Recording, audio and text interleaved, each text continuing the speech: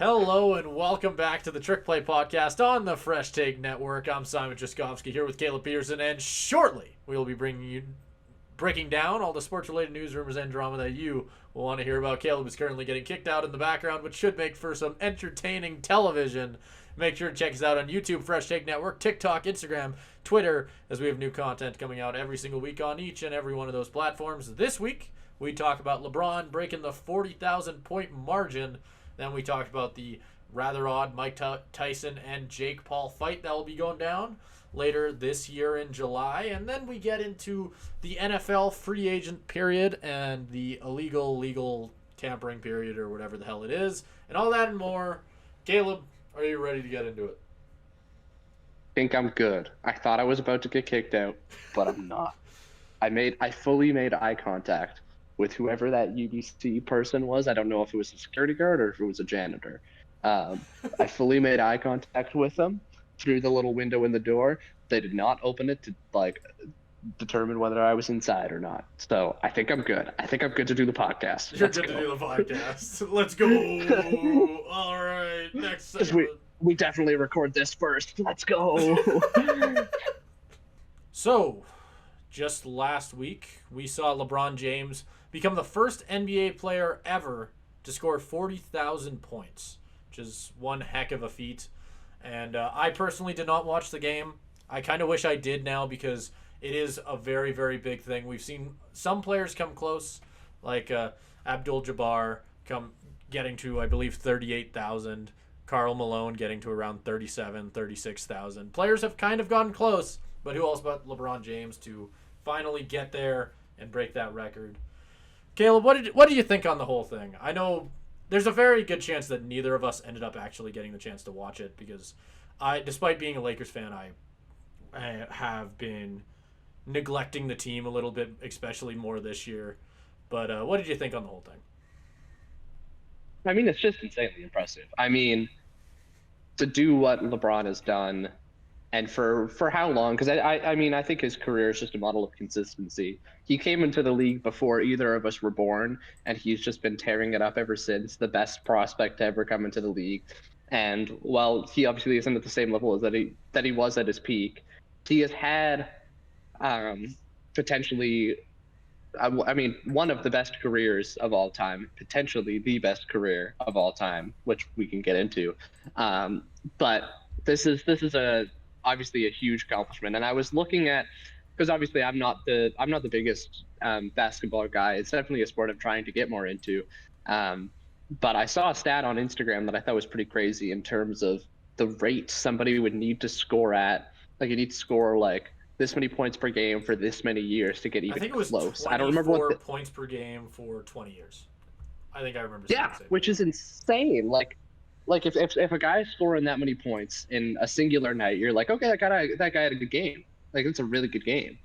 But to do that every single night for 20 years, like, it just shows how great LeBron is. And I think, I mean, he's been in the league so long, and I think people kind of just take it for granted at this point that he's going to be here and he's going to be amazing. But this is one of those records, I mean, because he's only going to push it further. We don't know if he's going to wait to play with Bronny. I know he's been kind of like back and forth on that, where he initially said like, oh yeah, like that's my goal. I'll play a year with Bronny and then I'll retire. But you know, a lot of stuff has happened where I know Bronny's draft stock has fallen. He hasn't played as well at USC as people have hoped, which is honestly fair considering that everything that's going on with his health. It's honestly just awesome that he's back on the court. So it does seem like that timeline's pushed back a little bit, where Bronny might play another year at college or something. I know all of that is up in the air in terms of how long we're going to get to continue to see LeBron play in the NBA and produce at this kind of level. Because, I mean, he's still a fantastic player at his age. Because how old is he now? He's got to be 40 something at this, like. No, he's not 40. 44. 37, 38. No. Yes. He's not that old. I know he's not in his 40s. He's not pushing. He's 39. I feel like he's got to be pushing 4. He's 39. Okay. Okay. So close-ish. Yeah, no, he's getting. But he's going to be, at this point, I feel like he's probably playing into his 40s. And I mean, like, yeah. in the NBA especially, because I mean Tom Brady is the guy He's the you think one about when you think example. about yeah, but Tom Brady is kind of a freak of nature in that regard. I mean LeBron is too, but so we'll see where it goes.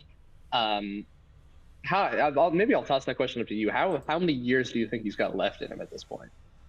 Um, that's a tough question to answer because I think it does absolutely depend on whether Bronny actually is able to get somewhere in the NBA.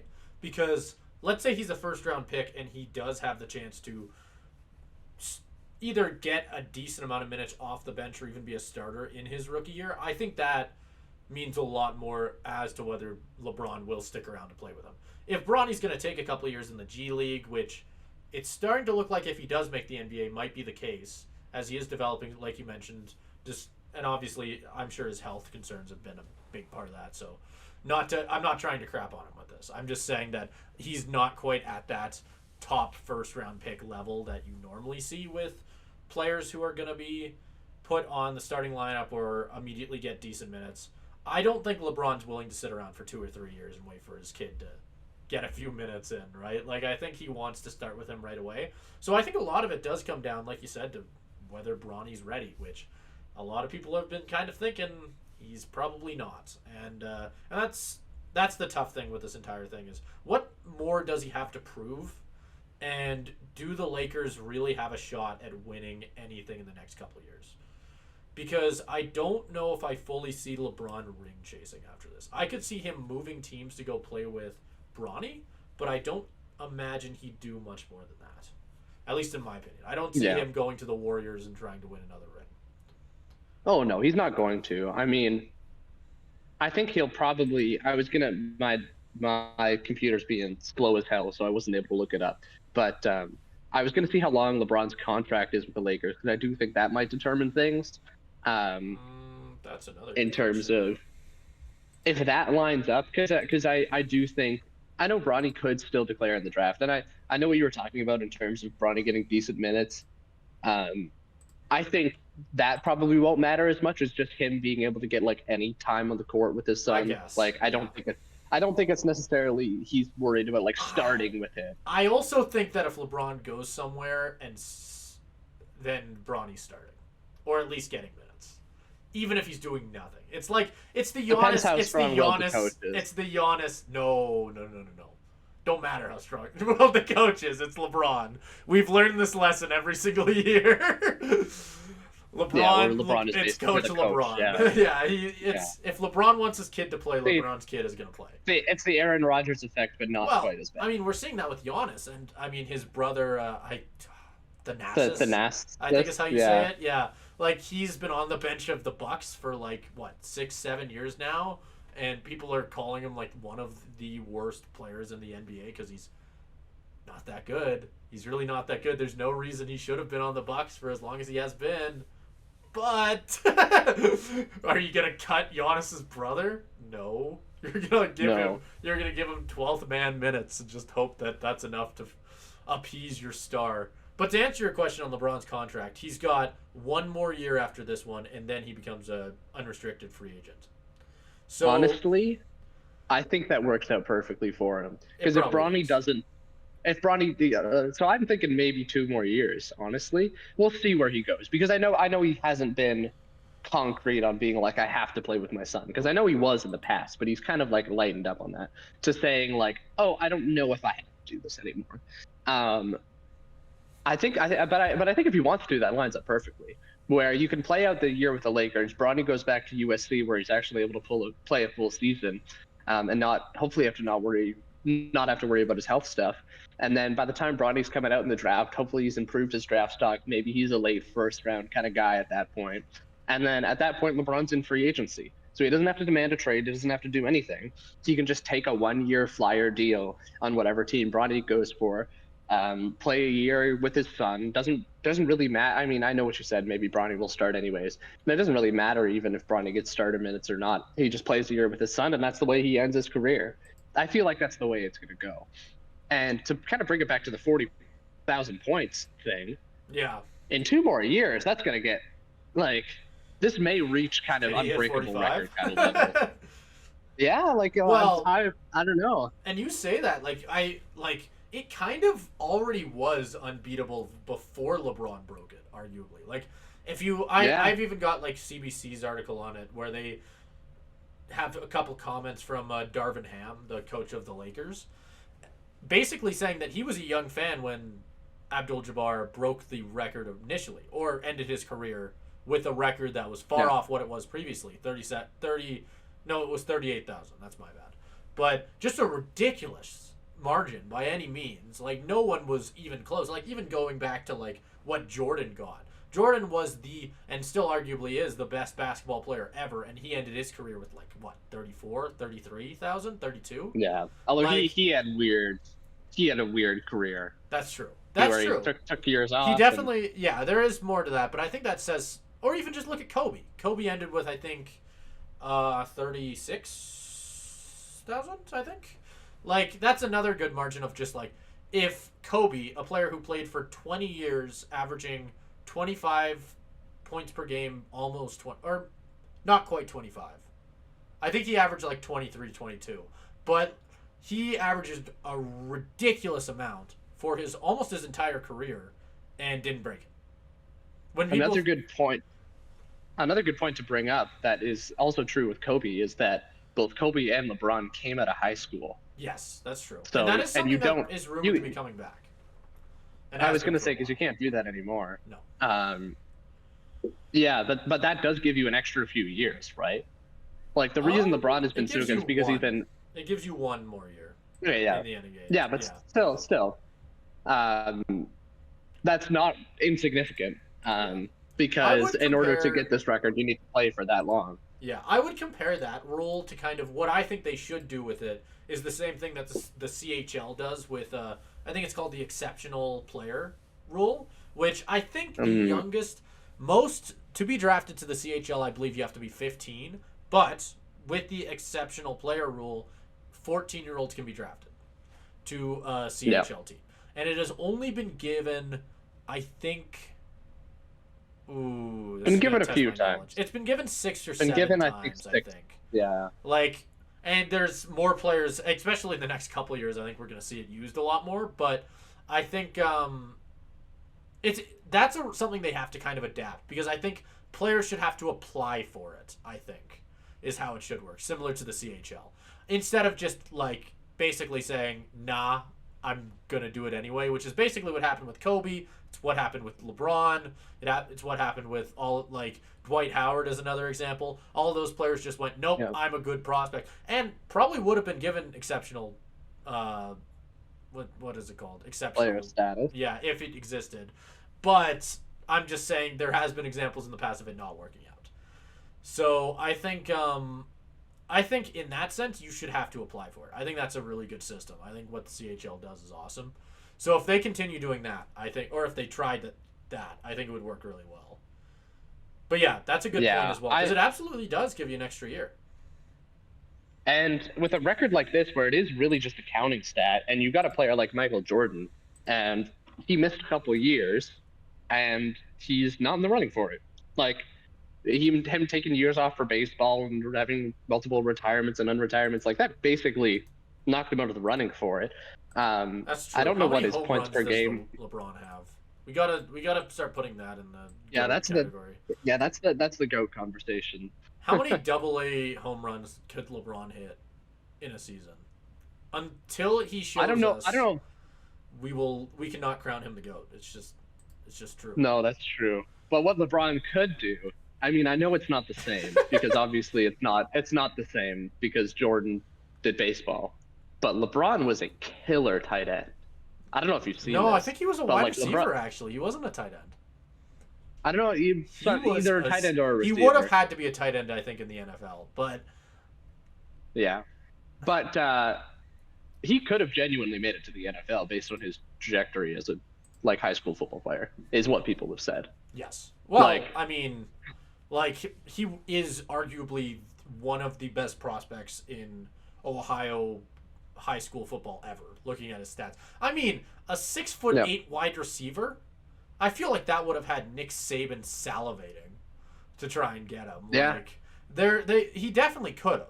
There's no doubt in that. But yeah, no, I see what you mean. I think it's a little late. I think that one's long gone. Although I will say I would love to see him. I could see like the Jags doing it as a publicity stunt, honestly. Jags. No, maybe back throw when him out what was his name? What was that coach who brought in Tebow as a tight end? Oh God, Urban Meyer. Oh. I could have seen Urban Meyer, doing yeah. that. Yeah, he's not it's a there good anymore point, though though. for a good reason. Like LeBron's got to do something in a different sport now. Get LeBron playing hockey. Yeah, There you go. I feel like LeBron is LeBron a hockey guy in terms of like as he showed up at games? I feel like he absolutely must have. not. But No, I okay. think it would be. I know very some players funny. are. It would be funny. Yeah, It's true. J.J. Watt's the big one.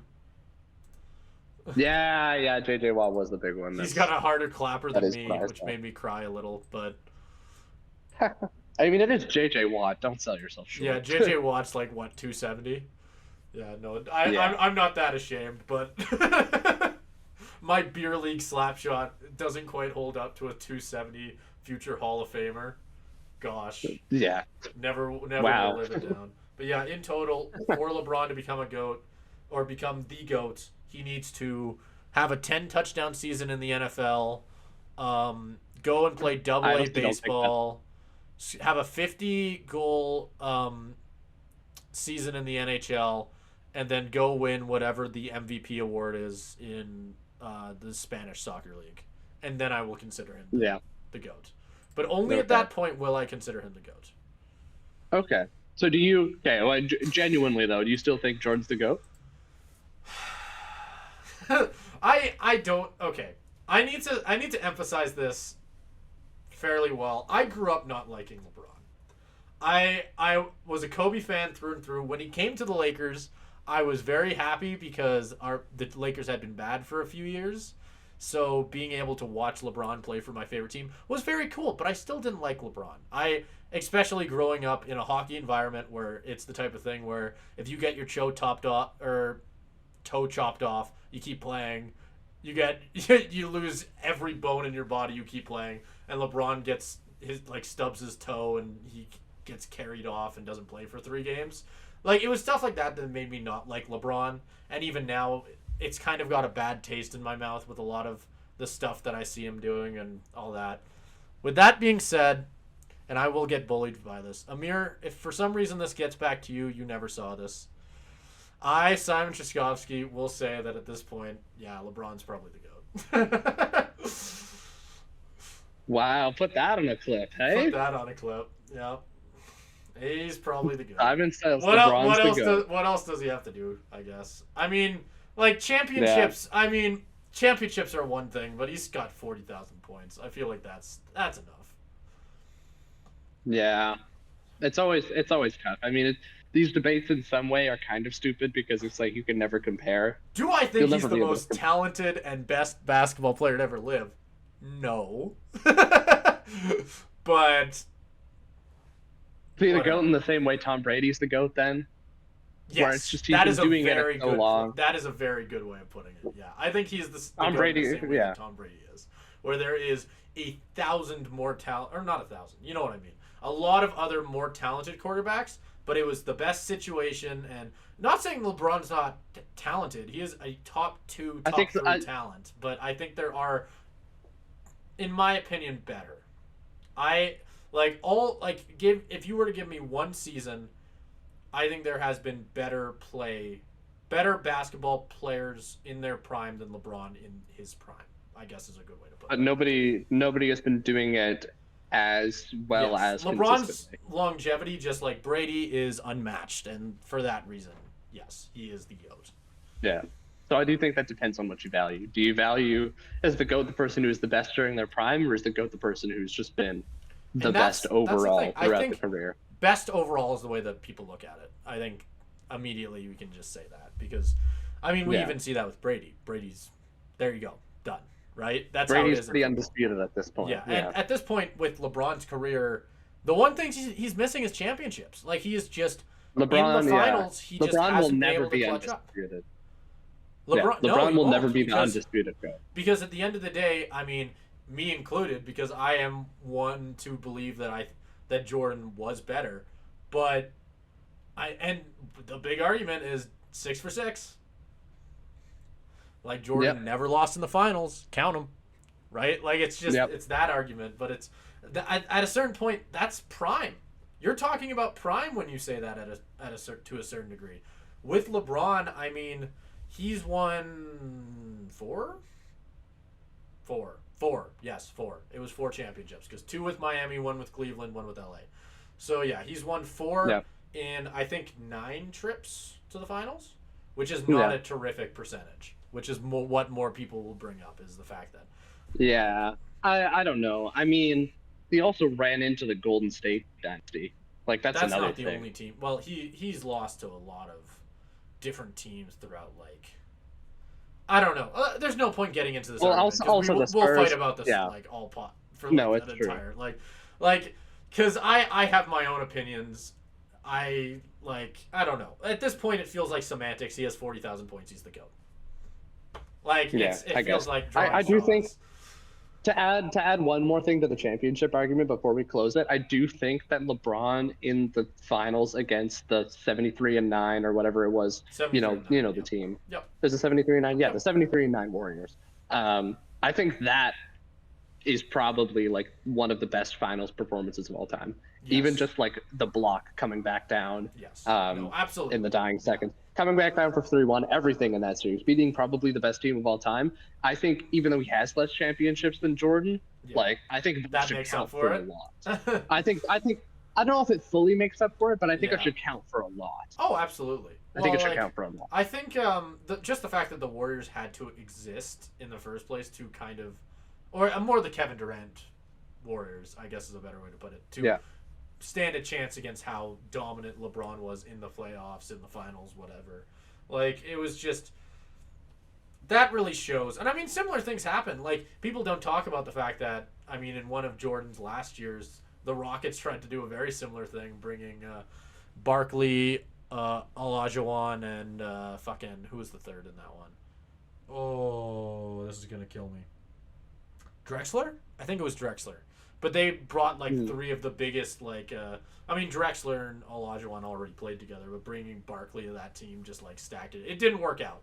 But that is, the first real big 3 that was made in the NBA. To try and beat Jordan didn't work.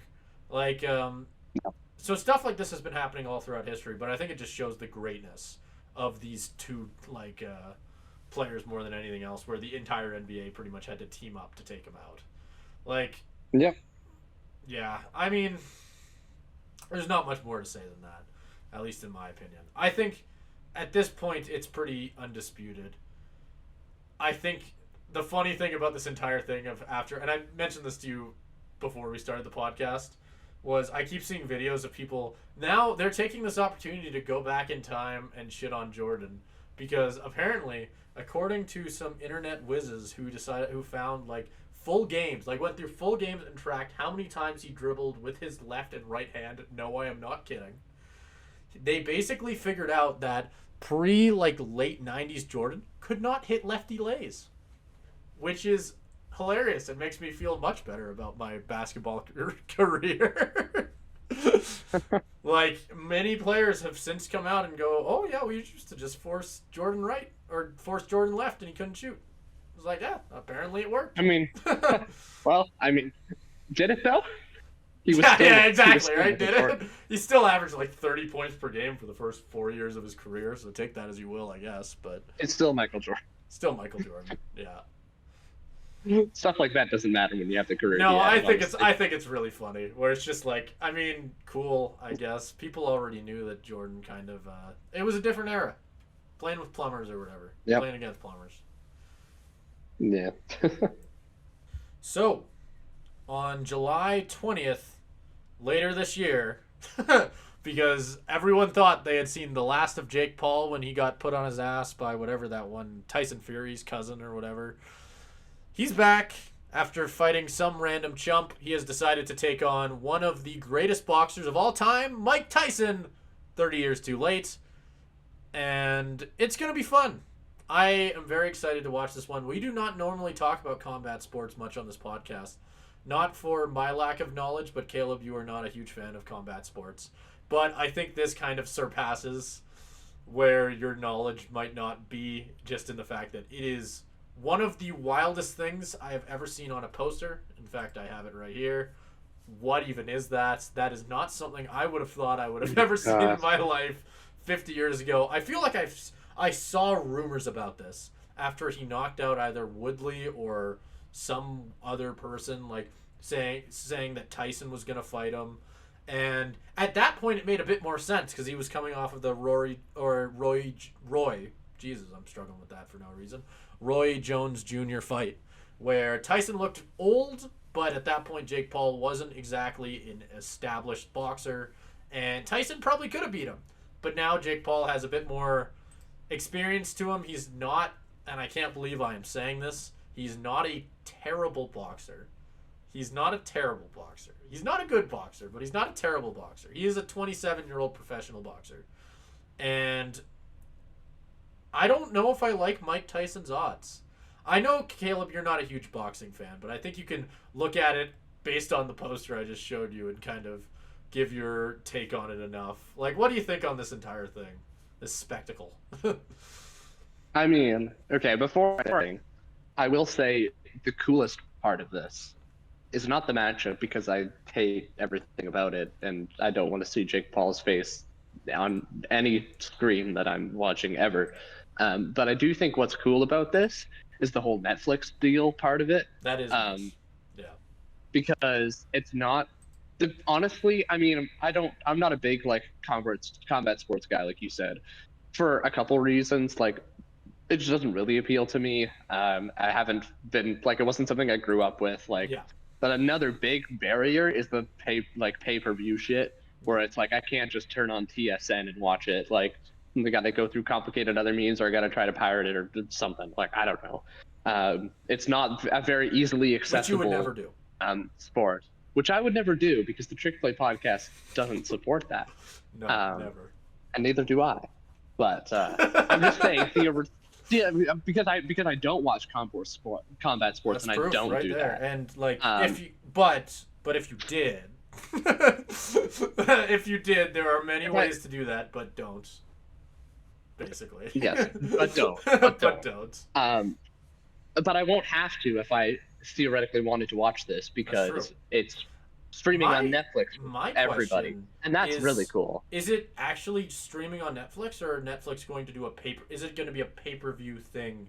Not pay-per-view. Netflix? Not pay-per-view? Not pay-per-view. That's kind of neat, and I kind of wonder how much Paul and Tyson are making off of it, because I feel like Netflix would have to put a lot of money down. I'm really curious how much this is costing them specifically. So I think, but that does mean that a lot of people are going to watch this thing, which is kind of interesting. Mm-hmm. Which I am curious what they're going to say, how many people watched it, because it will probably go up there, like you said. I mean, there's not really a reason to not watch it. It's kind of just one of those things. I'm not going to watch a single fight on the undercard, but I'm totally going to tune in to watch either Jake Paul beats Mike Tyson, an elderly Mike Tyson, to death, like, or Tyson pulls off the craziest upset ever and instantly is beloved by millions again. And that would be so cool. I think the biggest Bryce. I think the biggest thing is that I can't do it if Jake Paul wins. I know. Because he's going to be like, he's going to be like, I beat Mike Tyson. Tyson. I know he's going to win, too. You know he's going to win. Like, I'm talking about what could happen. He's not going to lose. Like, there's be insufferable. There's no way Tyson beats him. Like, and that's not saying anything about Tyson's skills as a boxer in his prime. Because Tyson, in his prime, would murder Jake Paul in 10 seconds. Jake Paul, you could give Jake Paul another 15 years of experience. Let him train for 15 years to fight prime Mike Tyson, and it would last 10 seconds. Like, Jake Paul he's not a heavyweight. That's the biggest thing that kind of sticks out to me. Jake Paul is not 230 or 240 or whatever Mike Tyson weighed in his prime.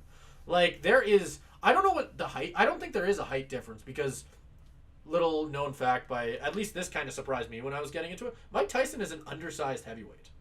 I believe he might even be under 6 feet, which is very rare, and I think attests to exactly what his physical strength was like in his prime. But I mean, it is something to point out where like I am curious what we're gonna see out of Tyson and what the weight class will be, how many rounds. Like, there's a lot of questions that haven't been answered with it yet. And I mean, I earlier today I think I saw some footage of him hitting the pads, and he looked fine. He looked better than I thought he would, but even then, like, what's he gonna look like in round 5? Like, he's 57. Like, and Yeah. He's basically a senior citizen. and to be fair, Jake Paul, the one critique I've had of Jake Paul in a lot of his fights that I haven't watched, a lot of recent ones. The one critique. Okay, of that's Jake fair. Paul. I know. You've only got one critique of Jake Paul. Okay. Simon biggest Chizkowski, critique. big My Jake Paul, biggest big critique. Jake Paul supporter. My Only got biggest- one critique. All right, shut Otherwise, up. the guy is a saint. Let me do my boxing analysis here. I have early on in his career, I had a lot of critiques. I thought that his footwork wasn't very good. He was very much just a power puncher. He'd swing for the house basically, and when he hit it, they'd go down. He has a hell of a right hand, and that is how he won a lot of his early fights. He'd fight unexperienced boxers who didn't know how to deal with the one-trick pony, and that was it.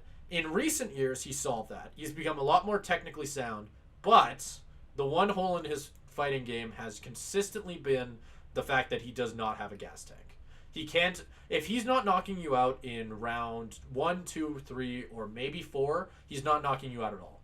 And this fight's going to go all the way to the end. I think with the Nate Robinson one, it lasted a little bit longer, but Nate Robinson was a 5'9" NBA player, and that doesn't count.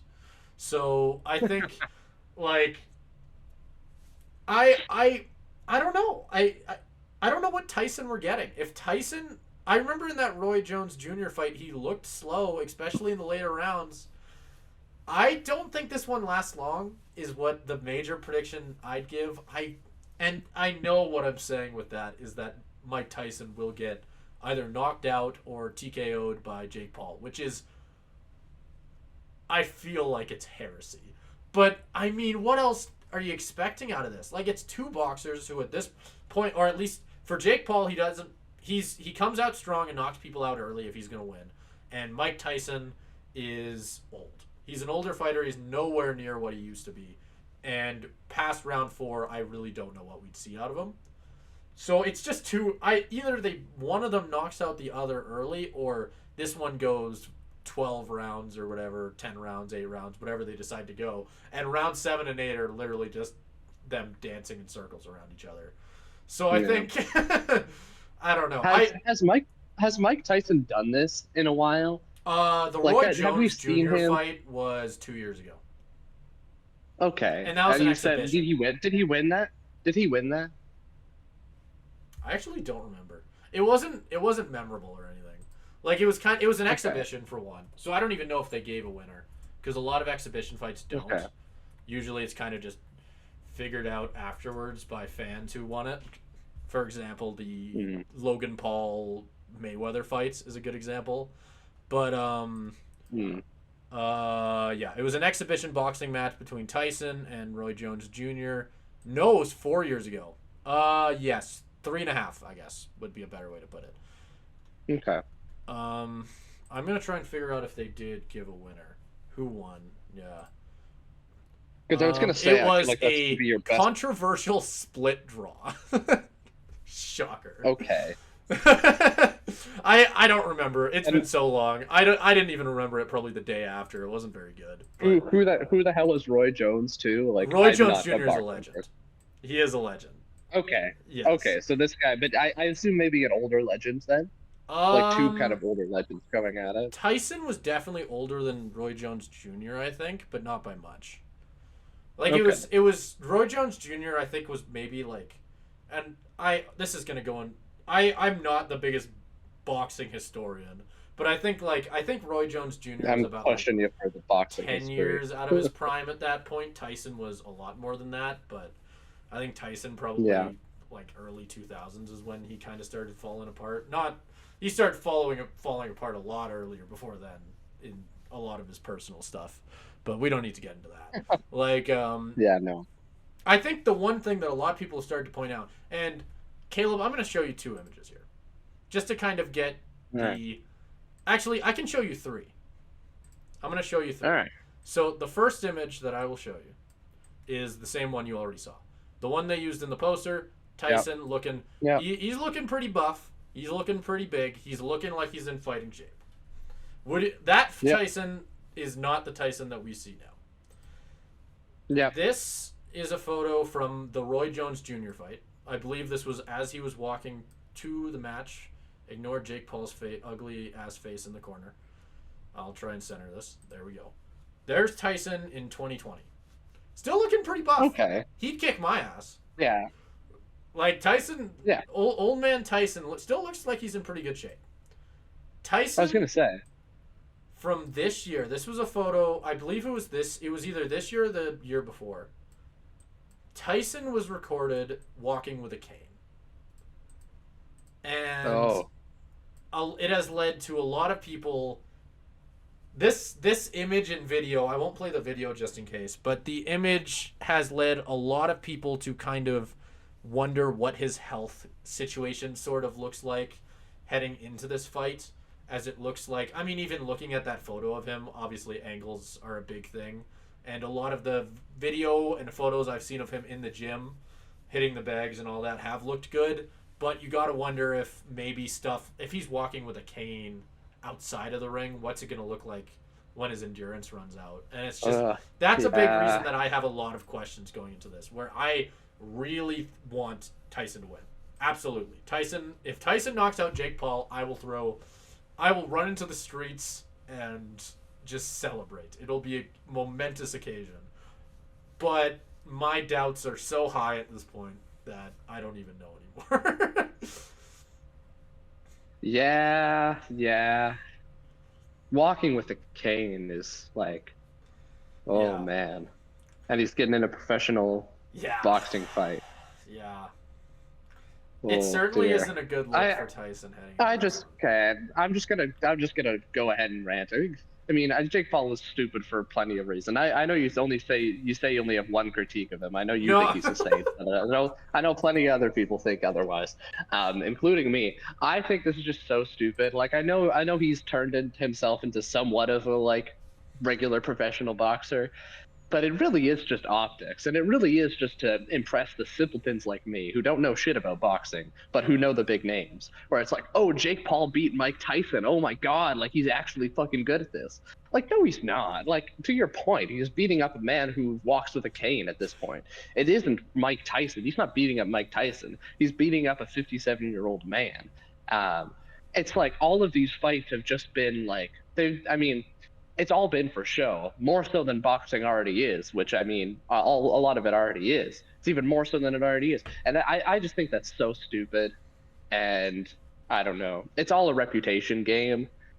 And I don't know. Like, I know you said, why wouldn't I watch? I don't know. I don't want to fucking enable him at this point. I think he's a fucking man-child. I feel like calling it enabling isn't exactly accurate. I don't think Jake Paul will stop doing what he's doing because Caleb Peterson. Of course not. 500 million people are gonna watch it. This is on my conscience. I don't care. I don't feel good about it, and I also don't care because Jake Paul is doing it for attention because he's really a 11-year-old boy trapped in a 27-year-old boy's body, where everything he does is a cry out for attention. Everything he did on YouTube was a cry for attention. Everything he's doing in boxing is a cry for attention. Fighting Mike Tyson is a cry for attention. And I am not going to fucking give it to him because I frankly don't fucking care enough. If he beats up Mike Tyson, I'm not even good for you. Go and fight a real boxer. I think. Actually prove yourself. I'm going to ask you to give your prediction as well. Even if you don't know a lot about boxing here, just for fun. I'm gonna say Mike Tyson wins because just okay. Do you want to give a round? Today is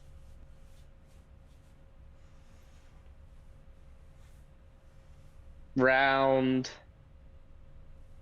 I mean, because I don't have a lot to go off of. Do you want me to give my prediction, and you can kind of I'm gonna say he lands something lucky, and I'm gonna say like he knocks him out early or something, round 3. round 3? Okay. My prediction Yeah. is I'm going to go the other way, not because I want it to happen, but because I think it's what's going to happen. I think Jake Paul is going to. I think he's going to knock down Tyson in either round 2 or round 3, and Tyson won't be able to get back up.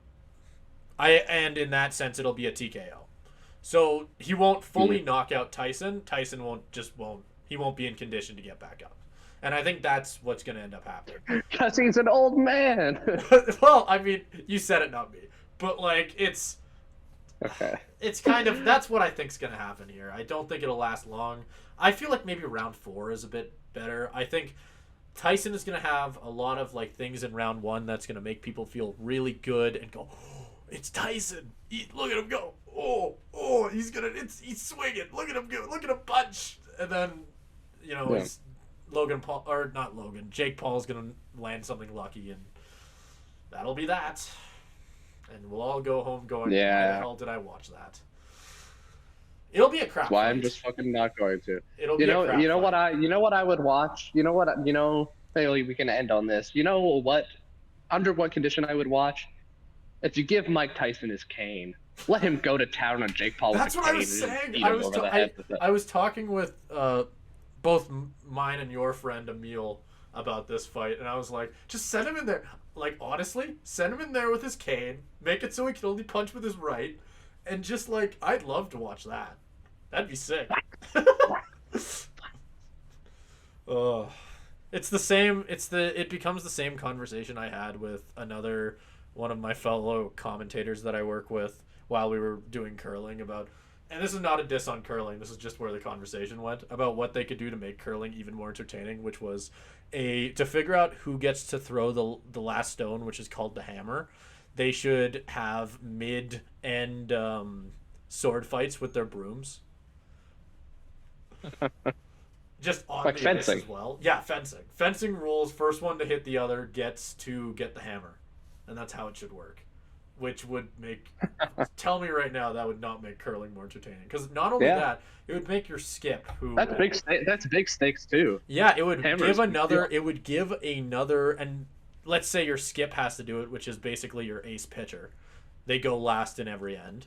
Like, that would give another skill for skips to have to figure out, where you'd be bringing in skips who maybe... Like, he's great at curling, but he's shit at sword fighting. Yeah, exactly, right? Where it's just like, Steve really needs to work on his sword fighting ability. He is one hell of a skip when he's got the stone in his hand at the end of an end. But God, does he suck at getting that opportunity. That would make curling so much fun. Do the same thing with this. Give Mike Tyson his cane. Yeah. So this is one of my favorite periods of the year. This is the NFL free agency, baby. I believe the legal tampering period opens, I think, March 11th. I'm not going to check that because last time I opened Chrome, my whole computer shut down. Yeah, it's the legal tampering period. That is fucking awesome. Yep. I don't know why I didn't know that, but that's a hilarious name. Yep. The football podcast that I listened to had like a 10-minute conversation about how stupid the name was. I mean, it kind of is. Yeah, because tampering is like specifically means doing something against the rules. Yeah. But now it's legal. Yeah, I mean, when I think of tampering, I think of what like Bill Belichick and Tom Brady did to win however many Super Bowls. Like, I think of like illegal shit, basically. Well, I mean, it's like tampering in this kind of context is basically like what McCole Hardman was saying he was doing, where he's like reaching out to the Chiefs while he's playing on the Jets. This basically, because the NFL is such a weird system to where illegality or whatever. I don't know. Yeah. Well, because it is still technically tampering, but it's made legal, and so the teams won't get in trouble for it. But none of the teams or the league will announce any of the signings that you will hear over the next few days until a few days after, because it's not technically official, because it's not technically they're not technically even signed yet. They're just being legally tampered with and have come to an agreement. But That's the Well, differentiation, which is really funny. what I think it probably is they're signed, but it hasn't been given to the NHL or the NFL yet. Pretty much, pretty much. It's just not official yet. You won't see the NFL posting about it. You won't see the Seahawks or the Broncos. You won't see any of the teams posting about it. But you'll see like Ian Rappaport, Adam Schefter. They'll have it. It's a different kind of thing. Yeah. Anyways, we're gonna get into the top 10 free agents that are out there. The list has gotten a lot smaller as of recently because a lot of the big players that have been out there have been franchise tagged or signed to an extension. P. Higgins was a big one. L'Jarius Sneed on the Chiefs is a big one. Looking at Jalen Johnson recently got an extension from the Bears. Mike Evans got a contract extension. Lots of the big names are off the market, but that doesn't mean there aren't some all-star caliber, like Pro Bowl caliber players up here, especially with number one. Number one has been a keystone player for a Super Bowl team in the last 2 years.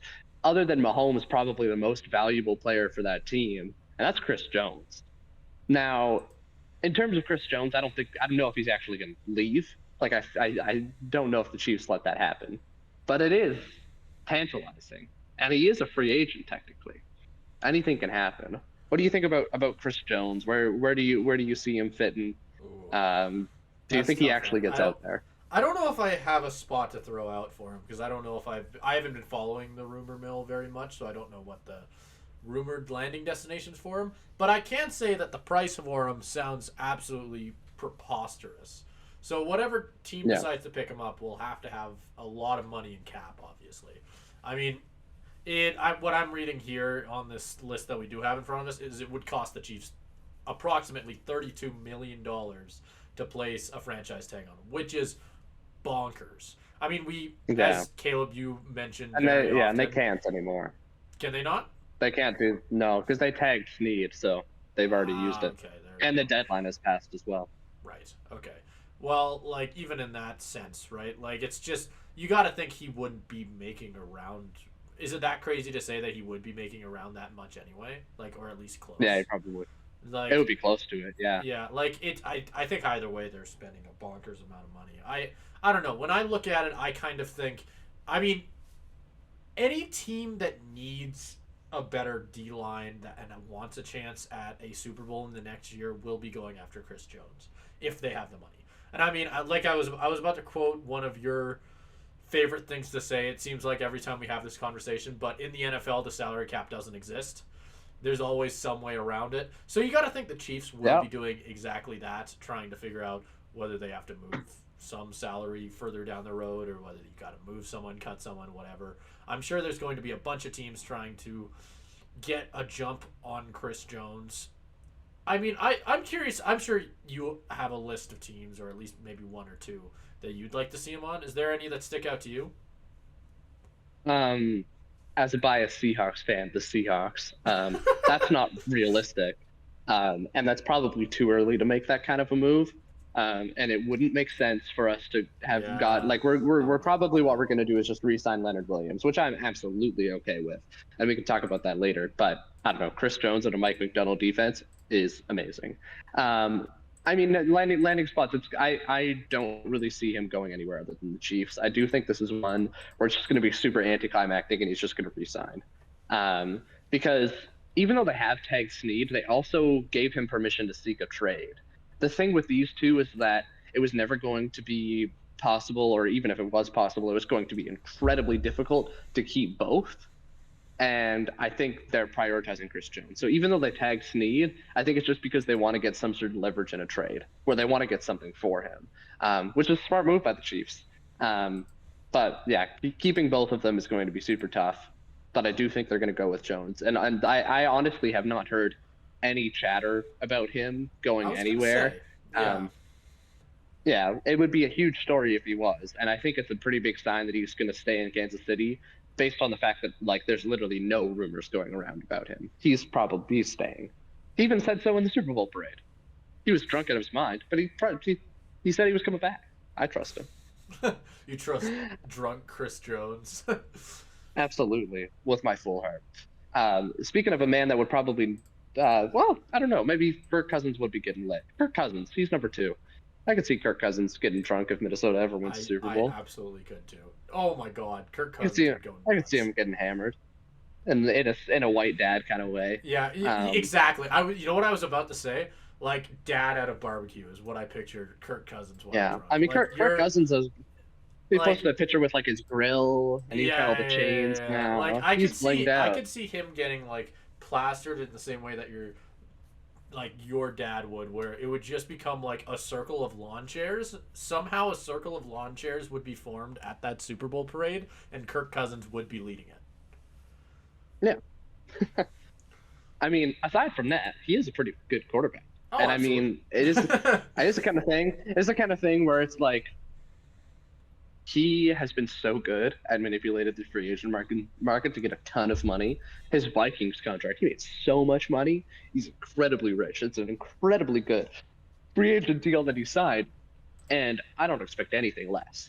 Um, in terms of landing spots, there's really been, I mean, you can kind of narrow down the teams that are looking at quarterback, just going through them. You've got the Bears, Commanders, and Pats are out of it probably because of where they sit in the draft. They're probably going to go into it with the draft. So that kind of leaves like Steelers, Broncos, Giants, Falcons. And out of all those teams, the Falcons are the one that's been where the rumblings have been.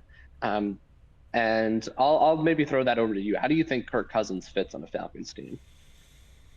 I think a lot better than any of the quarterbacks that the Falcons have had in the last little while. I mean, I think Kirk could pretty much fit. I mean, in a sense, he is the exact thing that they would want. They want somebody who is going to be able to use the weapons that they currently have in Atlanta, and I think Kirk Cousins is that guy. I think he absolutely, without any issue, would be able to do that. So at least on Atlanta's part, I feel like it's a no risk move. Other than potential injury, maybe you're worried about the Achilles happening again or what have you. But it's just, I'm not worried about it if I'm Atlanta. I think you bring him in and I think you make a run at it because, I mean, I don't personally. How good is their defense? I guess I know a lot about their offense, but their defense kind of is a thought that doesn't hit me Defense too is much. pretty good. Okay. The defense is pretty good because Okay. I mean, they've got some good players. Like they have Jesse Bates, and he was fantastic. They've got and AJ Terrell is another good one. Yeah. And they're not world beaters, but they're not bad. Like they're pretty good. Yeah. But I mean, you can speak. Everybody knows about that offense. That offense has had everything but a good quarterback and a good offensive coordinator for as long as all of us can remember. And Yeah, it's the type of thing where I think if anybody can use those weapons I mean, to their best, it's Kirk Cousins. And yeah. I'm really excited to see him play with. Hopefully, Kyle Pitts gets used as more of than just a distraction. Drake London hopefully sees a bit of action. He's got a receiving threat behind him in oh my gosh, Bijan Robinson. Bijan Why was I Robinson. forgetting that? Yep. Whatever. But like he's got so many threats in that offense that so many young threats too that I think if he does go to Atlanta, they would be my I don't would it be considered a shocker to say that they'd be fairly good next year? Like I don't even know, but They would probably pretty easily win the NFC. No, maybe not pretty easily. They'd be in the playoffs. yeah.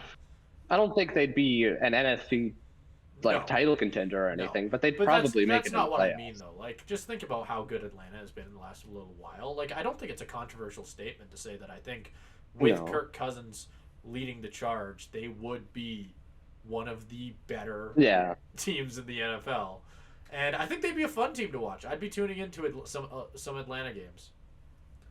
Yeah, you mentioned it. The Achilles is a big concern Yeah. because I mean, he is old He at this was point. He's never a mobile 36. quarterback though, which is the one thing that I guess No, he has very he good was, pocket but I mean, presence, but he's not. it is an Achilles injury is still a big deal. Like Yes. I get that he's not mobile Yes. and it's not something he's gonna need, but he's still like pushing like at this I point guess 36, like I the guess wrong the side of question is 35. like, at what point do you start expecting Kirk to just become your check down field general, and is that still enough for Atlanta to go far? Yeah, I don't know. Because I mean, I don't hate I don't hate the idea of Kirk Cousins on the Falcons, but it's not what I would do if I was Terry Fontenot. Like What would you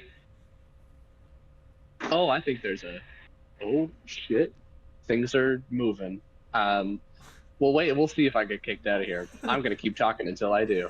The projectors just started to move without me touching anything. That's really funny. For context for everybody watching this, the place that Caleb is recording in is now closing. Yep. So we're gonna see if I get a little funny. Hey, you need to leave. We'll see how it goes. Let me make my point about Kirk Cousins before I get forcibly escorted from this building. I think that in terms of what I would do if I was the Falcons, I think there's an obvious answer. I think every single team should be jumping on this. I think every single team should be jumping on this. Even the Seahawks, to an extent, I would be happy if they did this. Justin Fields is out there. The Bears are drafting Caleb Williams. That's true. Justin Fields has It doesn't sound like the price for him is anywhere as high as or at least what I would have thought. It's a second round pick plus maybe something else. Yeah. Which is not like that's nothing. That's not bad. If you get your quarterback in the future, it's not like Justin Fields has been a bust. He has been like fairly like serviceable to good with a subpar Bears offense. Putting him in that Atlanta offense? Do you think that Justin Fields has a breakout year if he goes to Atlanta? I think I already know the answer. Absolutely. Yeah. Absolutely. I think that one of our biggest videos on this podcast is the whole Justin Fields Caleb Williams debate, and like I think we were both strongly on the side of keeping Justin Fields, and that's clearly not what the Bears are going to do. No, it's not. I could be swayed at this point. I don't know. I still think it's way too early to give up on him. I know this is kind of a weird situation for Chicago, but I do think it's early to give up on him, and I think teams should be jumping at the bit because a quarterback this young and this good does not become available for this little compensation very often. And when you're a team Atlanta that already has a bunch of young weapons. And we've seen it happen in the past where these younger-ish quarterbacks who, just had a couple doubts, some people within their own organization doubting them moving on and becoming all-time greats. It's not uncommon. Or maybe it's not common, but it's not uncommon, right? Where it's the type of thing where I absolutely could see him going to a team like Atlanta and making the best out of a pretty good situation over there offensively. I don't think their O-line is very bad. I think they have, I've already spoken on what I think about their weapons, but I think that Justin Fields, like Kirk Cousins, would be able to make it work. He's made it work with a lot less with the Bears.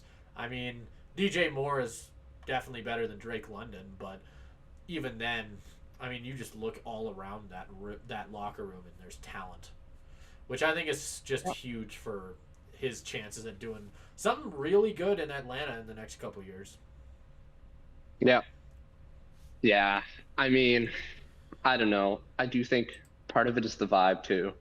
I don't know. I think just seeing Fields in the all black Falcons uniforms, like the retro ones. Oh yeah. That's just like, I don't know, man.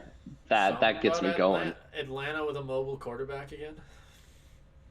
It does. It is a little Vic reminiscent. Because other than Lamar, Fields is the best mobile quarterback in the NFL. Pair that with Bijan, pair that with Kyle Pitts, pair that with Drake London.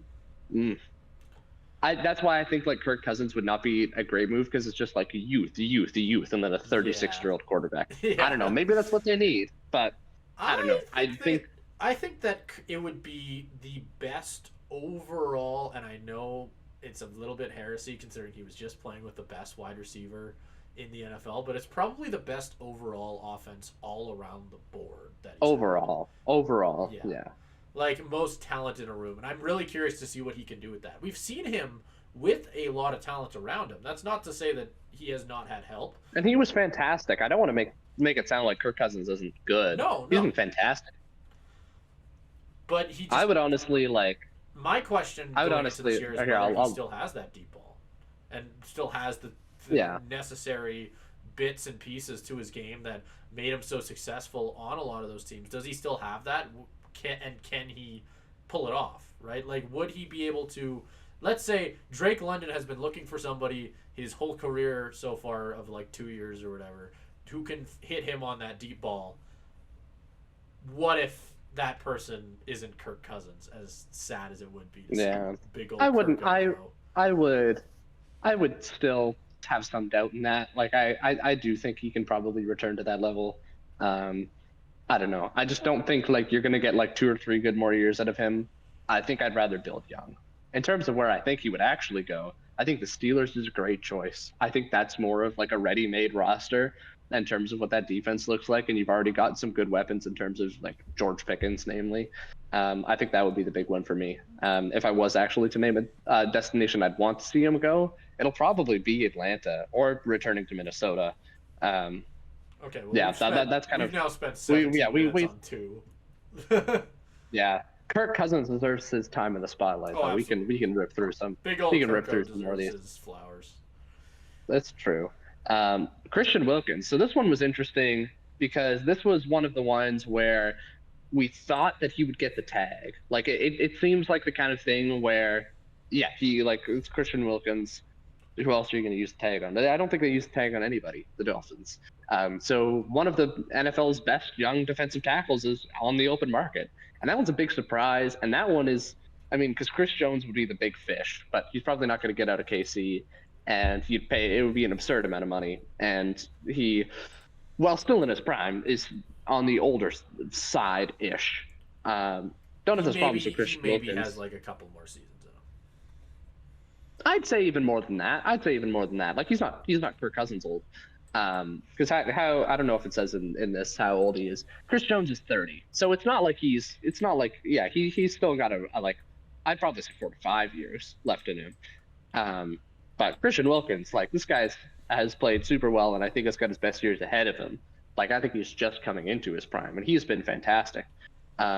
This would be if I'm because I know I keep bringing up the Seahawks. I haven't because we do need I'd interior love to see defensive Christian line help, and Wilkins this on the Seahawks. That'd be nice.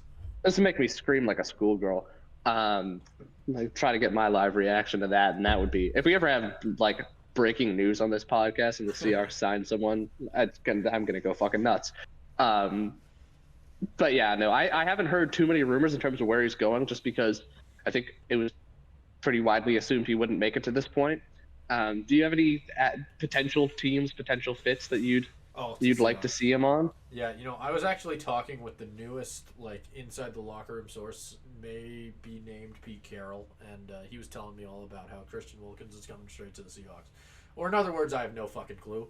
But I would love to see him on Seattle, like you said. I think he'd be an excellent addition to the team.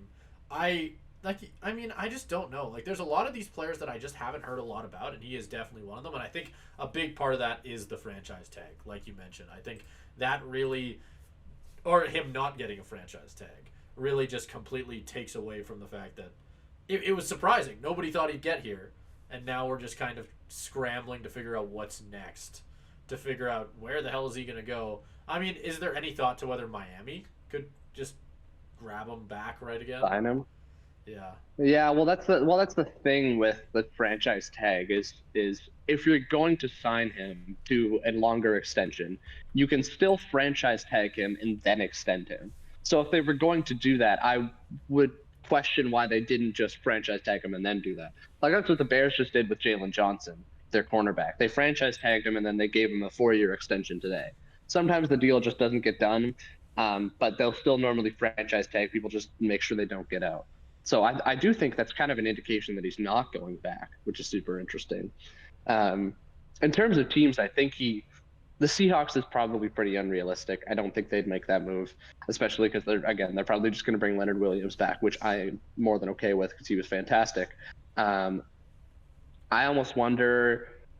I assume he's probably going to want to sign with a contender or at least a fringe contender. I haven't heard anything, so I'll just spitball. Buffalo cut a lot of cap. Do they have enough? Maybe that's something. I thought I'd been hearing that I don't Buffalo know. still had like nothing, despite cutting all those players. That could be the case. I don't have the cap numbers in front of me, so I'm just kind of spitballing out fit. Maybe Jim goes to Jim Harbaugh down in LA. They don't have a lot of cap room either. I think it's probably going to be a fringe contender that has enough cap space to accommodate him. And so, since I don't have that list in front of me, I probably can't name one right off the top of my head in terms of where he would go. but he'd be a fantastic addition to any team, I think. Yeah, I don't disagree. I think, like you said, I don't have anything to add past that. But yeah, Yeah. I think he could totally fit in just about any team that is a contender. Like you mentioned, it's Mhm. just a money thing. Obviously, he's going to be looking for a pretty big payday. I don't know. Yeah, no, I don't got anything more to add on that. I'd just be bullshit. So let's Yeah. move on to Daniil Hunter, We can who add is to our number Neil four. Hunter, yeah. Yeah, which again, yeah, I Yeah. actually agree with you. I think he kind of fits in the same category there, where it's, I mean, two very different players. One's edge, one's defensive tackle. But Hunter definitely is one of those players who has stuck around in the NFL for a few years now, and is going to be heading to a contender. I feel like without a doubt on this one, like you mentioned, he's 29, doesn't have a chip. You got to think he's going to be trying. Daniil Hunter being 29 is insane to me. I don't know. Like, he's 1 year older than Christian Wilkins. I feel like Daniil Hunter has been in the league forever. I feel like he's been in the league since I started watching football like 11 years ago. That's so strange to me. That's yeah, that's crazy. Maybe he entered the league really young or something. I don't know, because like I feel like he's been around forever. It feels like Christian Wilkins is like a young guy, and Daniil Hunter is like a 36-year-old veteran chasing a ring. I have a feeling, but that I know that's not I kind of agree with you a little bit, but that's not to say that I have a feeling Christian Wilkins just entered the league later, because that you said that, and I think that sounds right. Yeah, it's probably something like that. Like the gap between their draft years is probably still pretty big. But in terms of the player himself, I mean, he's obviously been super productive for most of his career and is coming off a season where he was absolutely fantastic. A lot of that does have to do with the kind of defense Minnesota was running, where they would just blitz the shit out of the quarterback on every drive. And he benefited from that, but it doesn't mean you're not going to get a good player either. Um, I think this one would be really, really interesting too.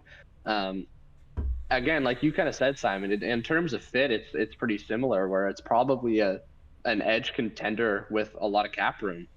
And honestly, I think that for both of the guys we just talked about, the Falcons could be another fit for these guys. I honestly don't see why not.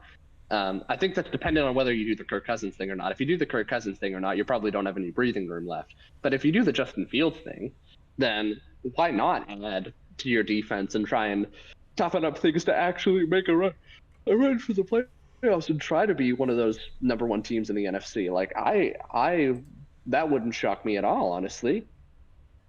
In terms of other potential fits, yeah, like I maybe yeah, they've kind of got. I was going to say Jacksonville. Maybe they've got a pretty crowded lineup. Maybe a place like Houston. Houston would be cool, I'm, because Houston would be cool. that would make that D line really, really menacing. I mean, Will Anderson, Yeah. Daniil Hunter, that sounds like it'd be pretty scary. That would be. Jacksonville, like you said, I agree with you on the crowded thing. I feel like, I don't know if that's necessarily a great fit, but I do see what you're going for with that. Yeah, I was thinking Josh Allen being paired across with Daniil Hunter, but then that really puts What the nail in happens? the coffin on Trayvon Walker. I was about to say, yeah. What would you Yeah. do with Trayvon Walker at that point? Because I mean, you can't really have him rushing. That means He'd you. be dead. That means you've given up. That Yeah. means you've given up on him. Which I mean, I don't know if they're that far away from doing. But I think the nice thing about Daniil Hunter is he's probably a lot cheaper than Christian Wilkins. Honestly, I mean, edge players get a lot more, but I do think Christian Wilkins is going to be valued higher. So I think that Daniil might be Hunter's not getting a nice long-term one. deal either. Yeah, I could see that. I'd probably see him on a 2 to 3 year deal. Yeah. That would probably be my Compared guess. to Which Christian, honestly, Christian Wilkins is going to get probably 3-4. yep, I would agree with that. If we want to move into someone who's actually old, we could talk about Tyron Smith. Yeah. Yeah, he's 33. Okay, 33. I'm not bad. I'm not dumb. It would have been really funny if you were wrong, though. Like, holy smokes, like that guy's only 28. 27? Yeah. Like no, But he's no. he's No, he's an Tyron elder Smith statesman has of been- the NFL. Yeah, he's been around there. He's been around for a while. This one was surprising to me. Like I didn't realize that he would be hitting free agency. I mean, he's just kind of one of the guys I would just assumed he was going to be on the Cowboys his whole career. But I guess that's not the case. Age is definitely a factor, but if you're a team who's looking for offensive tackle help and you're looking for it fast, I mean, I will say, out of all the players we've talked about so far, he is the one that I think I fully expect to want a big payday. Whether that only be for 1 year or 2 year or whatever he actually.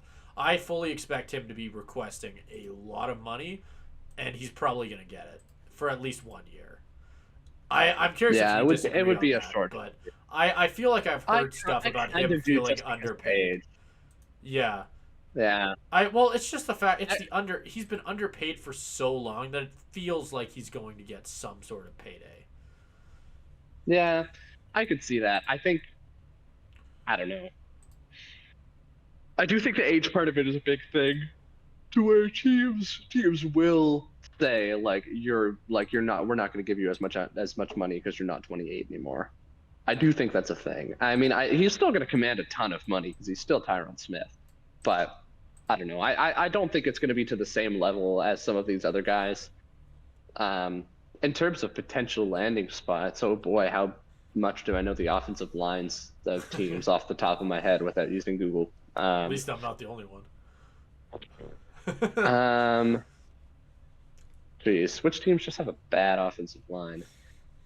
I mean, I like again the Steve. I mean, Bengals is where I could, goes. yeah, Like, Bengals is a good one.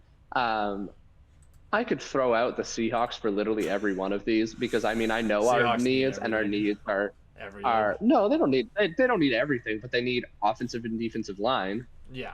And that's kind of what all of these guys have been. That's why I can throw out Seahawks for like literally every one of these, except for Kirk Cousins. Nah, bring in Kirko. But, I want to see Kirko with the Seahawks. Oh God, no! God, no! Don't worry about it. Trying to get younger from Gino than you actually get older. That would be atrocious. Yeah, no. The Bengals is a good fit, but I don't know if they have the cap space for that. Ever. Yeah, no, that is the tough thing. Where it's just like the reason I threw out Bengals is my head just goes like if I'm the Bengals, after my franchise quarterback has now suffered 2 season-ending injuries.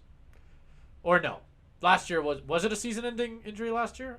All of a sudden I'm blanking. Yep, it was. Joe Burrow is still not throwing. Yeah. Like he's still hurt. Well, and the thing that people are talking about, I'm sure this got to you at some point, Caleb, but like people are talking about exactly what kind of hand injury he got. No quarterback in the history of the NFL has ever suffered the type of hand injury that Joe Burrow suffered. Yeah. Which people are now questioning whether or not he will ever be able to return to the same form. Because the biggest issue that a lot of people who, then again, not NFL quarterbacks, dealt with when suffering this injury is a dart throwing motion, which, again, not identical to an NFL throw or a football throw, but not that far off. And that's worrying a lot of people as to whether Joe Burrow might be coming back next year with not quite the same arm that he used to have, which really will force him to really rely on a lot of other things. He's a good quarterback. He's a very well-rounded quarterback. So that's not to say he needs to rely on deep throws to get anywhere, but it is something that my head immediately goes to when we talk about a quarterback like him, of maybe giving him a bit more time in the pocket and giving him some more protection after a few season-ending injuries wouldn't exactly be a bad thing. Yeah. And I mean, I don't know if I'd quite be like to the point where I don't know this. I don't know the injury inside and out, but I wouldn't be. I think the fact that he suffered it like in week 9 helps him because he's got a long time to recover. And I know I heard from that he was saying he's going to get back to throwing in May, and that he feels like he's not going to be held back, and that it's like a normal kind of off season for him where he wouldn't be throwing that much anyways at this point. So. It's just kind of going to be transitioning into the next season. I think that'll be good for him. I think having a training camp will be good for him. He's been injured. Like, I don't think he's ever had a full training camp or a full preseason. I know he's been injured like literally every year. So hopefully that helps him kind of get back into it. I hope he's still the same player. Like the NFL would lose a lot if he's not. I'm throwing out things hoping, obviously, that it's not the case. But that is the thing that has been talked about. Multiple online doctors, which again, take as you will, have come out and said that like the type of injury that he had suffered is much more severe than maybe you would initially thought for a hand injury. But Still Because I mean, worth conversation. it's a tear of a ligament in a hand. It's still like very significant.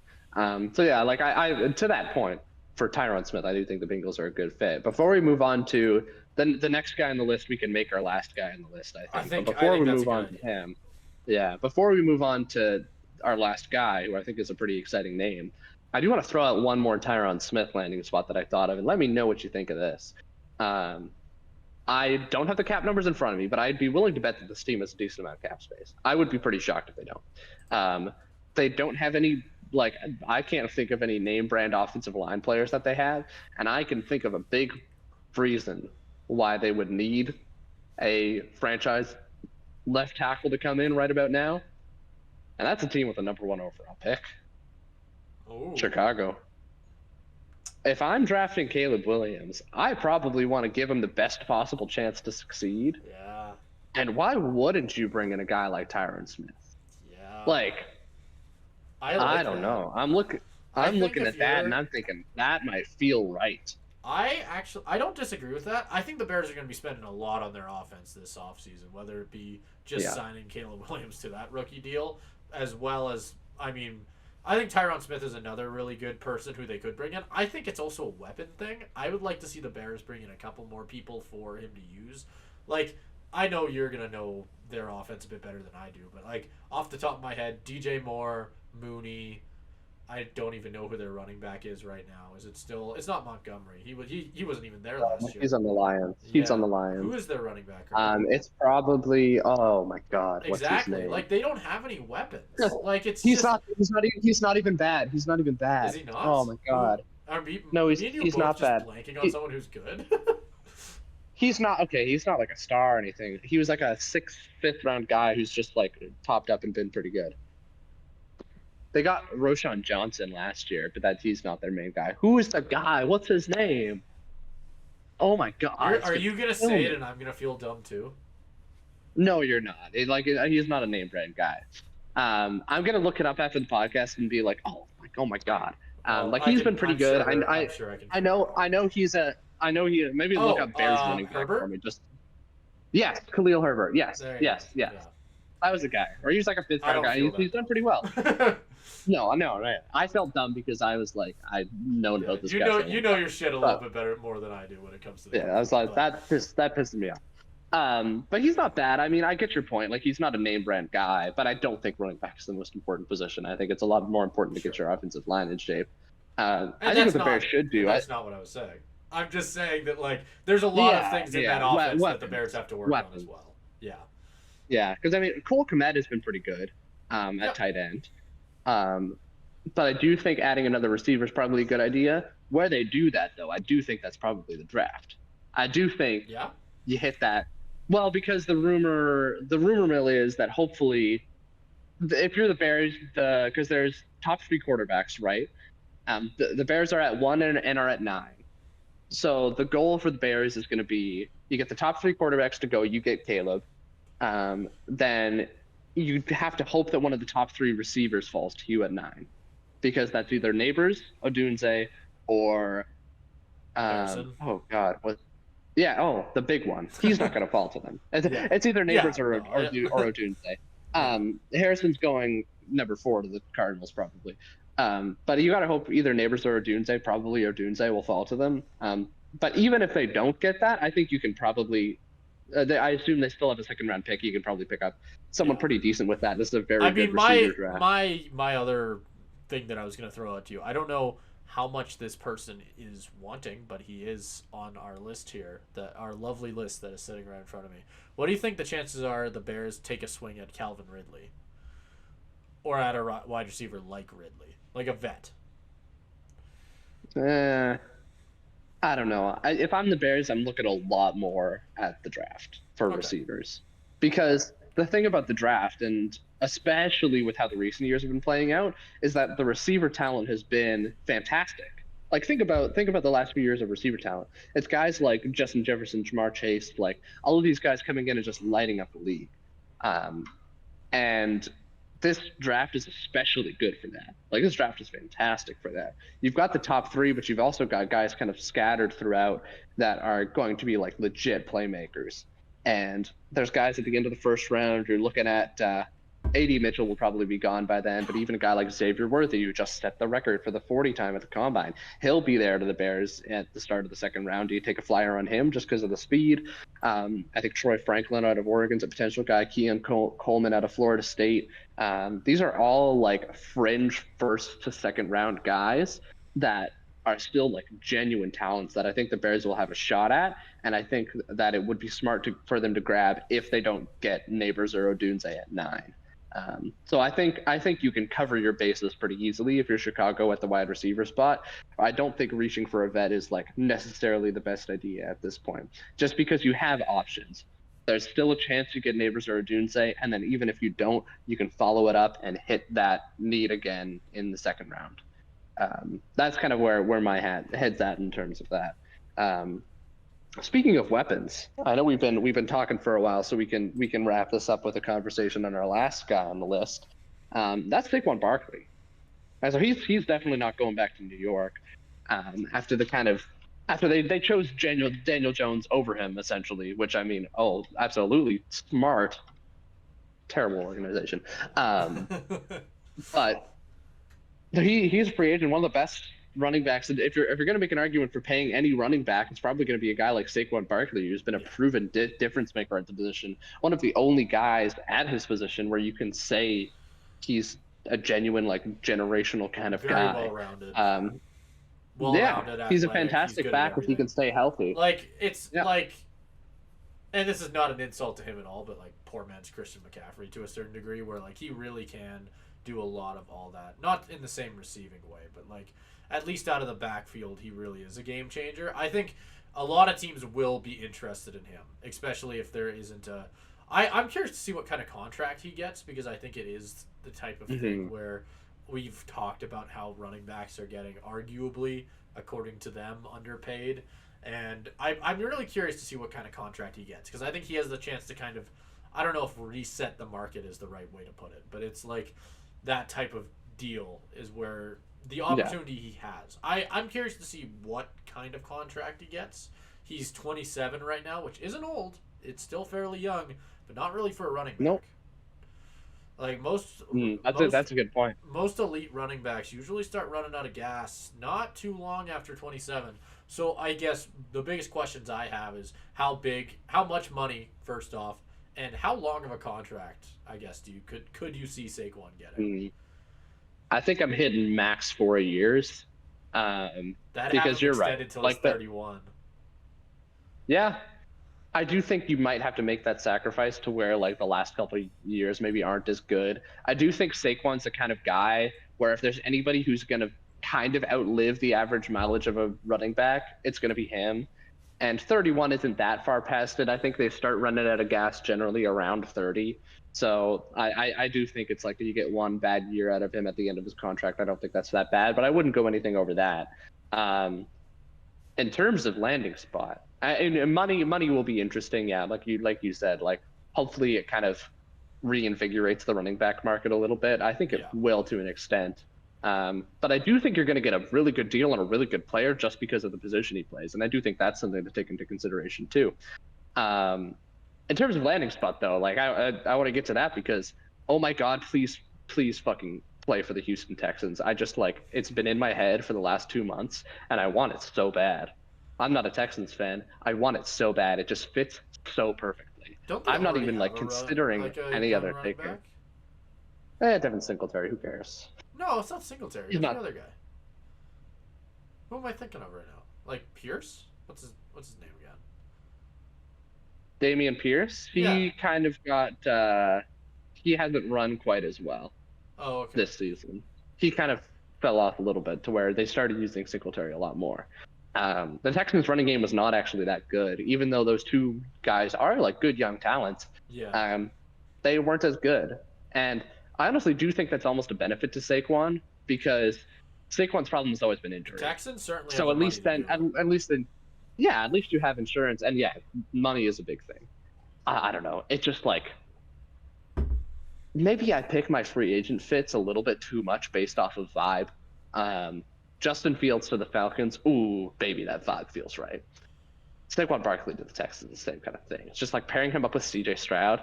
I don't know. There's just something about that. I just want to see Saquon on a good team, You man. want to see I feel Saquon so with a bad for good him getting quarterback. stuck. Yeah, I know that doesn't matter quite as much. I just want to see him on a good team. And the Texans vibe just feels right. I saw a jersey swap 2 months ago, and I'm just like, I'm all in. I don't even know where else like he could go. I'm so focused in on this, and I'm gonna be. This is the most like non-Seahawks news, Yeah. like non-Seahawks free agent related news. That'll be devastated if he doesn't go to the Texans. I don't know. It's just like it's in my heart. Yeah. No, I don't think I can argue against that. I think that fits really good because, I mean, money, like we talked about, that's huge with the Saquon deal, like it is for any big name player that we've talked about. And I think the Texans are the type of team that can absolutely pay him. And, like you mentioned, is in desperate need of a running back. I don't know. I mean, we'd just be listing teams that need a running back. Like, fuck. I mean, you mentioned Herbert playing well. Bears is another one that I'd throw out where, like, a running back. Adding a weapon like Saquon would be nice to add just to help out Caleb Williams. Allow them to not have to focus too heavily on the pass game. Like, there are a lot of options out there for Saquon, and I think there'll be a lot of suitors, but I think Texans are a great example of a team that would work really, really well for him. Yeah. Um, I think that's pretty much it for the list. I don't know if you want to like get into some deep Jonathan Grenard conversation, but Yeah, um, that's about as far as yeah, I mean there are yeah, there are I a lot think of names here that like there this is a really deep class, I will say, at least in my opinion. yeah, Like there are a lot of players throughout that are very, very good. I think especially after some of the cuts. I don't think we'll have time to do a full segment on no. it, but like some of the names that recently got added to there, Tre'Davious White, Jamal Adams, Quandre Diggs, Justin Simmons, Russell Wilson, lots of names out there. Yep, and I'm sure they'll just continue to stack. Like as teams try and cut as much fat as they can heading into I mean the opportunity to try and see what they can Illegal grab. tampering period. Illegal tampering. Big legal tampering period fans over here. Oh yeah. Put that on a shirt. And thank you guys so much for watching the Trick Play podcast this week. If you are new here, make sure you subscribe to our YouTube channel. It's a big one. If you're looking for us on audio platforms, it's always so hard to do this when I'm in a different room every week. This corner. Yeah. Boom. I'm so smart. It's no longer Fresh Take. Yeah, it's no longer in the middle. Fresh Take Network, that's the little icon right there. If you're looking for us on Apple Podcasts, you're trying to look up Trick Play and it's not showing up, that's because we're on the Fresh Take Network. They got a whole bunch of fun stuff over there. If you look up Fresh Take Network, you'll find Trick Play over there. We're on all audio platforms there, so go check it out. If you want your Trick Play fixed, you'll fiending for some Trick Play. Anyways, I'm gonna go. I have like. I. You're even What do I trying do to for think my of your. I have a shout out. my shout out? Okay, you go first. I'm like, gonna I'll find. I'm figure out gonna. what I'm gonna doing. find a photo of it because. Okay. Because its beauty cannot be just shown through description. It needs to be. It needs to be shown in a photo because a lot of I will say. When you go to your average McDonald's or whatever restaurant you normally enjoy, This is another fucking McRib shout out. it is not a McRib shout out. But if whenever you go to those restaurants, normally when you look at the advertisement, you usually get something that looks absolutely nothing like it. You know what I mean? Like you're getting something that it's not a very pretty looking thing. So, I have been on a bit of a hot chocolate binge for the last little bit since about January. damn. So I've been and Tim Hortons has something called a marble swirl hot chocolate. And I will I've say, seen ads for that. Yeah. it is about as beautiful as it is tasty. Oh And it my is god, that looks absolutely really legendary. good. It is so good. I had one before we did the podcast. I have had way too many, and they cost so much money They cost, or for So me, it's a just lot of money. It's is it like just a hot $3.50. chocolate? It's a hot chocolate with fancy shit on it, Caleb. There's not much other. There's not much to it past Well, that. shit. Like you got me, man. Exactly. Like, It's so good. That's my shout out. That's what I've been doing. If I've just so, been like faking, it's the thing that I always laugh about is a lot of the times I'll get them like in the morning when I'm not feeling like a coffee, which it's absolutely shit for me, but you know what? Some days it's just that type of thing. Are you getting kicked out? you keep looking like you're being I held keep at looking. gunpoint. Yeah. Well, I mean, it's because Which again, the we record this like last, so or no, we yeah record this first. Wait, the which one were we? Which side of the fence no were we on? we're doing the outro Which now. lie? Oh yeah, right, yeah. Okay. Yeah, we're I mean, I'm not, but Okay. whoever the person is that's here just keeps walking back and forth, Oh, they're like waiting past the for you. I window. bet they're waiting for They're you to either lock it well, down. I don't know if they're waiting for me to leave or whatever. Like I don't know. We'll see. Whatever. I mean, I'll be getting out of I was here. gonna say though, there are a lot of days where like I have to go to school in like a full suit, which often has me looking like a damn moron for what I have to do. But nonetheless, I have to go to school in a full suit, and I'll just be walking through I'm like full suit, decked out in all my fancy shit, and then I'm just holding like a hot chocolate. You can see the whipped cream coming out of the coffee lid, and I'm just like, I'm a serious businessman with my fucking Oh yeah, whipped cream hot chocolate. let Fuck Simon yeah. have his marbles swirl That's hot what chocolate. I'm saying. Oh, they're so good. Go get one. Go get one if you haven't already, everyone out there. That's my shout out. I wonder how All right. many drink shout outs I have given. Because it feels like it's been I think a lot. they've consisted of the majority of your shoutouts. They definitely have. It is my go to when I don't have any other ideas. Yeah, I think I have an idea now. This is the first ever shout out that could evolve throughout the middle of this shout out, because if I get kicked out, then it's going to turn into an anti shout out. But as of right now, I'm shouting out the Woodward Library at UBC because I have kind of been busy, and we've been recording this on Thursdays, which means I play flag football. So I can't exactly leave campus because I've got like this giant fucking break where my classes end at like 5, and then I'll have a game at like 9:30, and I'll normally record the podcast in between, because what am I gonna like go home, take a like 30-minute bus ride there and back when I have to be back on campus? No, I'll just do it on campus.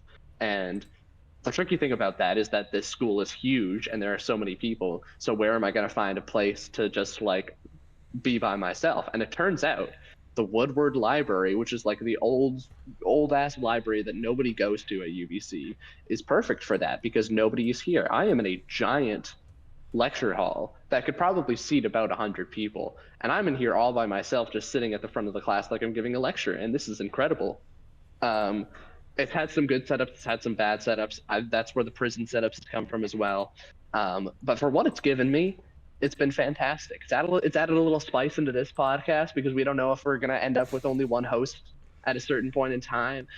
It's great. I also have this thing, because I'm sitting at the front of the class, I can lower and raise the lectern with the push of a button. So I can just like... to just disappear. It's absolutely fantastic. So it's like, oh, Caleb, you're a little bit out of frame. Okay, well, let me just like manually adjust that. It's frankly the best podcast setup ever, and I don't even know if I want to go back home. Yeah, We've just been Paul Blart. Yeah, we've just been waiting for Paul Blart. Paul Blart, mysterious trick play entrance where he's just off camera screaming at Caleb. So if Caleb gets screamed at here while we're ending this, that would certainly make for quite the interesting outro. But yeah, it really would. I mean, I can hear people. I can hear people having a conversation outside the door. They're probably like, "Who's this motherfucker who's just like looking at a computer in there? Like it's fucking midnight. What's this jackass doing in there?" Yeah, I know, probably. But hey, little do they know that we are recording the best podcast on the internet. Wow. I know. Awarded if only they knew. Awarded by they're the gonna security guard who has been sitting out there for an hour just like listening to one half of the podcast. They're gonna come in and I'm gonna pull the. Do you know who I am? Yeah. Do you know who I am? Sir, have you never heard of trick play? No, not the thing that Nick Foles did. No, that's not it. No, no, no. Do you know who I am? Taking over the internet. Uh, Caleb Williams versus Justin Fields. Anybody? Yeah. Luka Yeah. Doncic's Have you not? 70-point game is more impressive than how you about, actually how thought. about, Anybody? Hey, how about you look up Kyle Trask? What pops up? Baker Mayfield v. Kyle Trask. Anybody? Yeah. Have you heard of that? God, we're You guys fucking obviously aren't big Kyle Trask heads like we are. Yeah, big Kyle Trask fans. Tell them to Google Kyle Trask if they start kicking you out. That's what you got to do. I highly doubt we'd even pop up though. If it was, I say that, but that we probably wouldn't. Whatever. I think Caleb's computer just crashed as I'm currently looking at a frozen screen. It's looking like that might be the case. I think his computer did indeed crash. So thank you so much for watching. I will end this off while Caleb probably has his computer whole blow up in a fiery flame. Thank you so much for watching. Check us out everywhere, from the Fresh Take Network to our YouTube, wherever you can find us. There is good stuff for the internet consuming, so make sure to go check it out. I don't know if I have much more to add other than that. Thank you. See you next week.